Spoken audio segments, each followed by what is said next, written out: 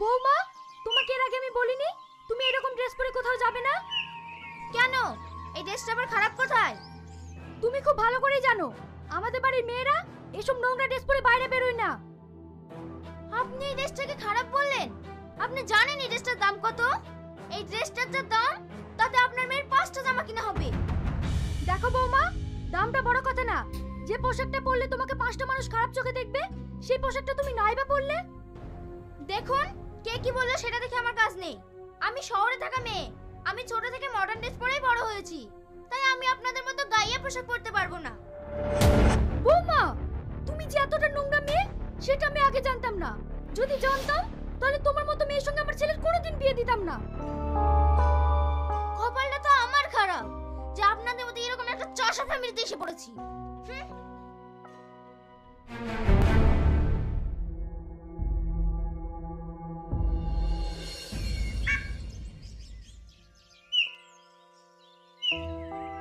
এই, ওটা রিয়াজের বউ না? হ্যাঁ। রিয়াজ একটা হাফেজ সাহেব, তার বোর এরকম পোশাক কেন? শহরের মেয়েকে বিয়ে করেছে, এরকম হবে না তো কেমন হবে? আজকাল শুধু শহরের না, গ্রামের মেয়েরাও এরকম সাজ পোশাক পরছে। তাছাড়া শুনলাম নাকি মেয়েটার মুখে বিশাল জোর, কারো কথা শোনে না।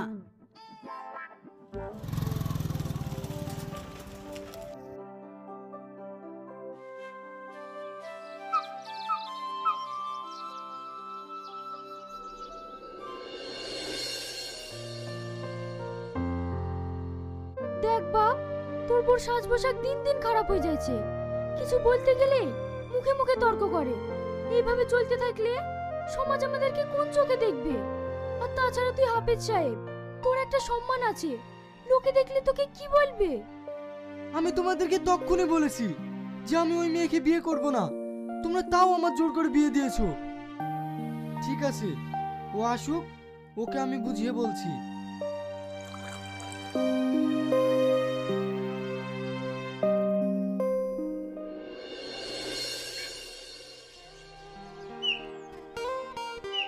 যাই বলিস, কাজের ফাঁকে আমরা সব বান্ধবীগুলো একসাথে দেখা করি, খুব ভালো লাগে।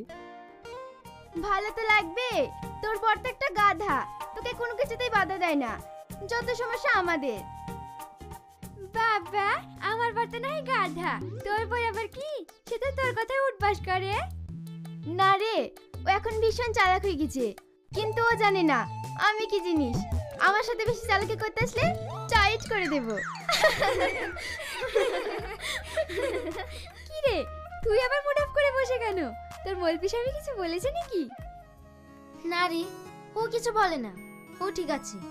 যত জ্বালা হয়েছে আমার ওই শাশুড়িকে নিয়ে, আমি যাই করতে যাই তাতেই বাধা দেয়। তাহলে আবার সমস্যা কোথায়? মেন লোকটা তো ঠিক আছে।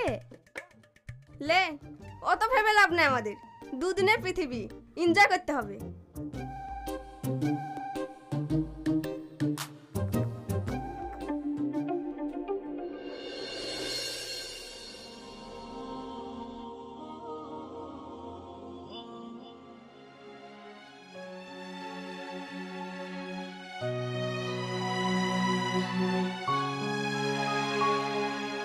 দেখো, তোমার কি পার্সোনাল কোনো জ্ঞান নেই? আমি এখানে নামাজ পড়ছি আর তুমি বসে বসে মোবাইল বাজাচ্ছ। তুমি নামাজ পড়ছো তো আমি কি করব? আমি কি তোমাকে বাধা দিতে গিয়েছি? তুমি আর নামাজের মর্ম কি বুঝবে? একজন মুসলিম ঘরে মেয়ে হয়ে নামাজ তো পড়োই না। দয়া করে এসব বন্ধ করো। রাস্তাঘাটে বেড়ানোর জো নেই। সবাই আমাকে ধরে ধরে বলছে তোর বউ নাকি মদ সিগারেট খায়। এসব শুনতে কি ভালো লাগে বলো? আমি একজন হাফেজ সাহেব, আমার একটা মান সম্মান আছে। তুমি নিজের কথাটা না ভাবো, আমার কথাটা তো একটু ভাবো। আমারও তো কারো কথা ভাবার টাইম নাই। সব কিছুতে ছেলেদের স্বাধীনতা আর মেয়েদের কোনো স্বাধীনতা নাই, তাই আমি যেরকম সেরকমই থাকবো। এতদিন ধরে তো তোমাকে কিছুই বোঝাতে পারিনি, আজকে আর কি বুঝবে? তোমার যা ইচ্ছা তাই করো।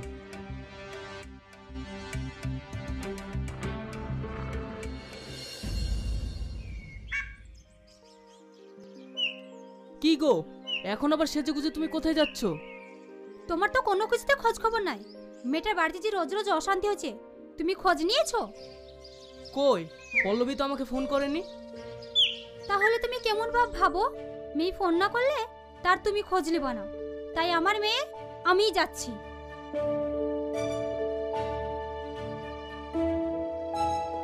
আমার সংসারটা তো শেষ হলোই, এবার মেয়ের সংসারটা শেষ করতে চলেছে।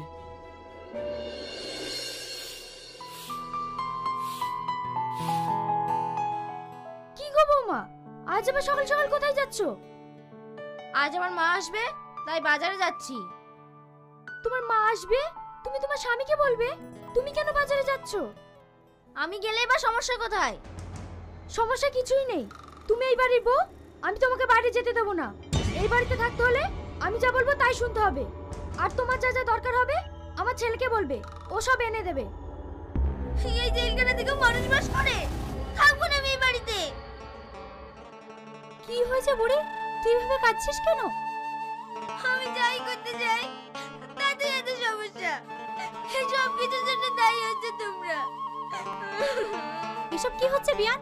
রোজ রোজ এইভাবে আমার মেয়ের সাথে ঝামেলা করেন কেন? দেখেন বুবু, আমরা একটা সাধারণ গ্রামে বাস করি, আমাদের একটা মান সম্মান আছে।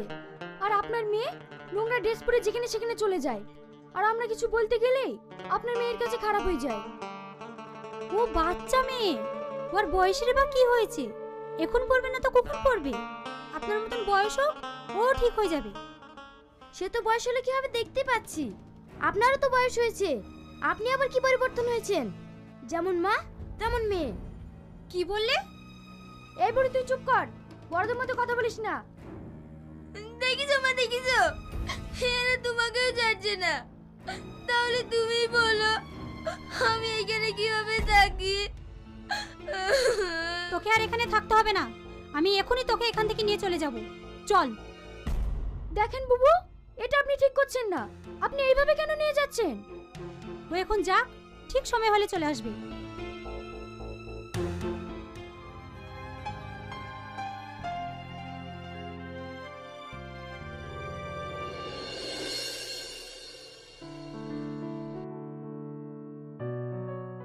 কি রে মা, কখন আসলি? ভালো আছিস তো? দেখে বুঝতে পারছো না কেমন আছে? তোমার মেয়ে কি বলতে এসেছে সেটা শোনো। কি হয়েছে মা? আব্বা, আমি শ্বশুরবাড়ি থেকে চলে এসেছি। কেন?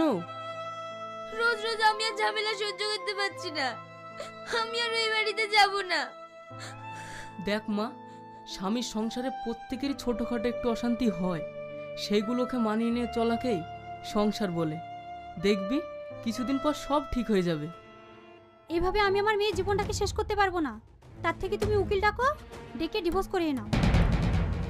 তুমি কি সব উলটপালট বকছো?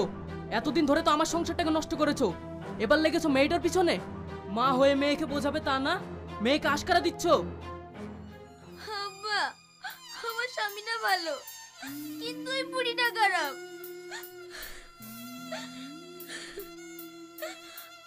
আব্বা, একটা কাজ করলে হয় না? কি কাজ? তুমি তো ডাক্তার, তুমি তো সব কিছুরই ওষুধ দাও। তুমি আমাকে এমন কিছু দাও যেটা গেলে বুড়ি মারা যাবে। এটা তুই কি বলছিস? এটা আমি কোনোভাবেই করতে পারবো না। তা পারবে কেন? মেয়েটা মরুক, সেটাই তো চাইছো। আমি ওষুধ দিয়ে দিচ্ছি, জেল খাটতে পারবে তো? হ্যাঁ আব্বু, তুমি এমন কিছু ওষুধ দাও যেটা খেলে একদিনে মরবে না, আস্তে আস্তে মরবে। ঠিক আছে, তোদের সুখেই আমার সুখ।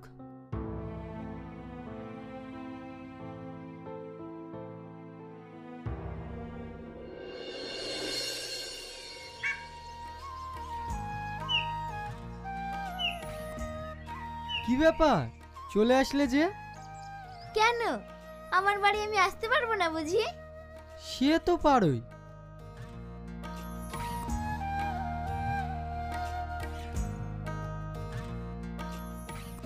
মা, সূর্য আজ কোন দিকে উঠেছে? ব্যাপারটা আজ কেমন কেমন লাগছে না? সেটাই তো ভাবছি।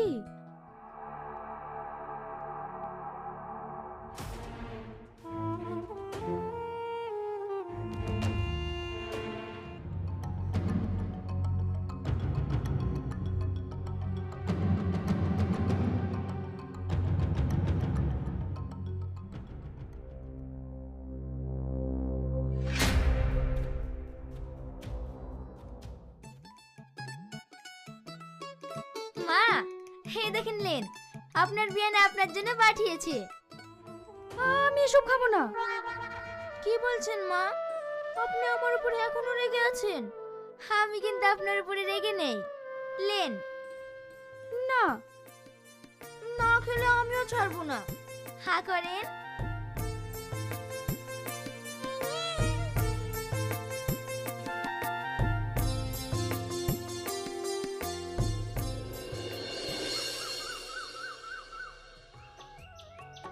মা, আমার রান্না সব কমপ্লিট। আপনারা হাত মুখ ধুয়ে খেলেন? বৌমা, তুমি ঘুম থেকে কখন উঠেছো? মা, আমি ঘুম থেকে ভোরবেলায় উঠেছি। উঠে বাড়িঘর পরিষ্কার করে রান্না বান্না সব সেরে ফেলেছি। যান, আপনারা হাত মুখ ধুয়ে এসে খেলেন।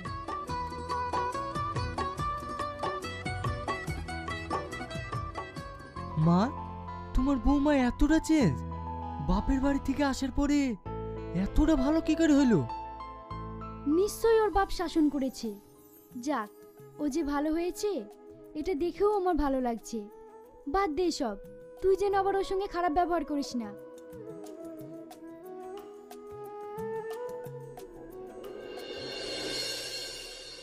আমি কি কাজটা ঠিক করছি? খালি খালি ভালো সংসারটাকে নষ্ট করছি। হীরা তো আমাকে খারাপ কিছু বলে না, যা বলে আমার ভালোর জন্যই বলে। তাতে আমার স্বামী হচ্ছে একজন হাফেজ সাহেব, তার কথাও ভাবতে হবে। না না, আমাকে পরিবর্তন হতেই হবে, আমাকে ভালো হতে হবে। পেতেই হবে এমন কোনো কথা নেই, ভালোবাসা দূর থেকেই সুন্দর।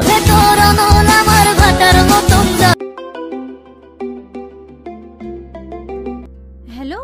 হ্যাঁ মা, বলো। কি রে, তোর শাশুড়ি খবর কি? ওষুধটা ঠিকঠাক খাওয়াছিস তো? না মা, আমি আর আমার শাশুড়িকে মারতে চাই না। তুই কি বলছিস? হ্যাঁ মা, আমি তোমার কথা শুনে এই বাড়িতে আর অশান্তি করতে চাই না। এর থেকে ভালো হেরা যা চাই আমি সেভাবেই চলবো। বৌমা। হ্যাঁ মা। ঠিক আছে মা, আমি এখন রাখছি, পরে কথা বলবো।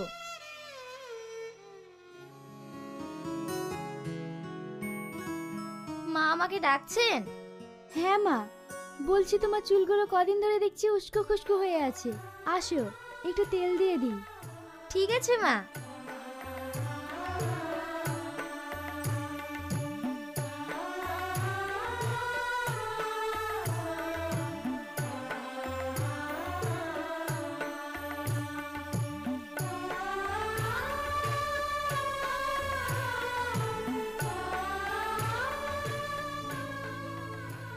বৌমা, তুমি যে এতটা পরিবর্তন হয়ে গেছো এটা দেখে আমার খুব ভালো লাগছে।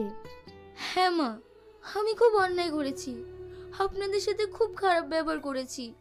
প্লিজ মা, আপনি আমাকে ক্ষমা করে দিয়েন। দূর পাগলি, তুমি তো আমার মেয়ের মতো, তোমার উপর আমার আর কোনো রাগ নেই। আমি আর আছি কদিন, তারপর থেকে তো এই সংসার তোমাকেই চালাতে হবে। দেখেন মা, আমি আর আপনাদেরকে কষ্ট দেব না। আচ্ছা ঠিক আছে, আমি পানি টিপে দিচ্ছি, তুমি গা ধুয়ে নাও।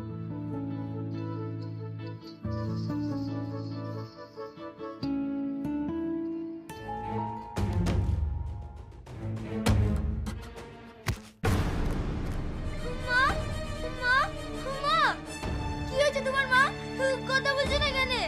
মা, মা, ও গো, তুমি তাড়াতাড়ি আসো। দেখো মা আর কথা বলছো না। মা, মা।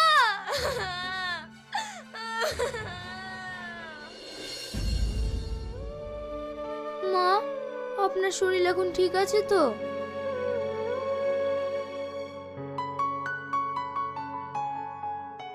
হ্যাঁ মা, আমি ভালো আছি। তুমি মায়ের কাছে বসো, আমি বাজারে থেকে ঘুরে আসি। ঠিক আছে। মা, আপনার শরীর এখন ভীষণ দুর্বল, লেন দুধটা খেইলেন।